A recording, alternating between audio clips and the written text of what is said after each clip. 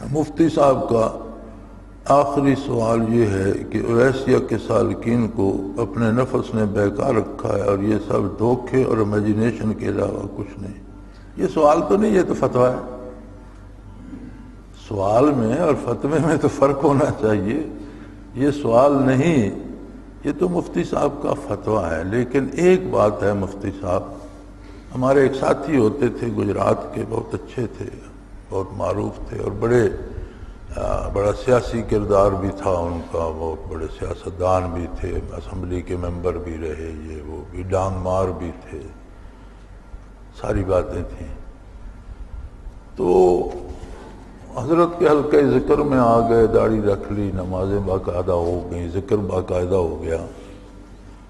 تو گجرات میں بھی ایسے حضرات بھی تھے جو تصوف کی بہت شدت سے نفی کرتے تھے، اور سارا زور معروف تھے، بین الاقوامی سطح کے علماء بھی تھے.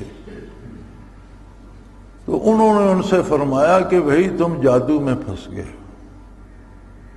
یہ کوئی جادو ہے اور یہ کوئی نفس کا بہکاوا ہے، تم اس میں. انہوں نے کہا بہت اچھی بات ہے، میں آپ کی بات سے اتفاق کرتا ہوں، لیکن یہ کیا مزے کا جادو ہے. میں نمازیں نہیں پڑھتا تھا، اس نے مجھے نمازی کر دیا. میں جھوٹ بولتا تھا، اس نے مجھے اس سے روک دیا.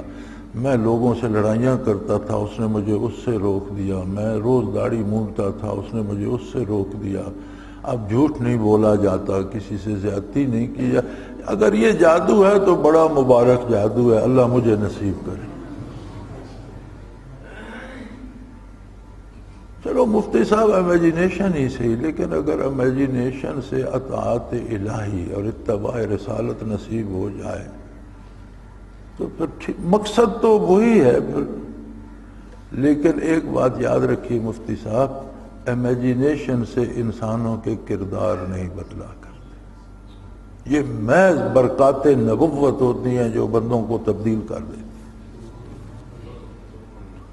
امیجنیشن سے ممکن نہیں ہے کہ کسی کے کردار بدل جائیں، عقائد کی اور مثبت ہو جائیں، کبھی نہیں ہوتے. یہ محض برکات نبوت ہوتی ہیں جن سے عقائد کی اصلاح بھی ہو جاتی ہے اور اعمال کی اصلاح.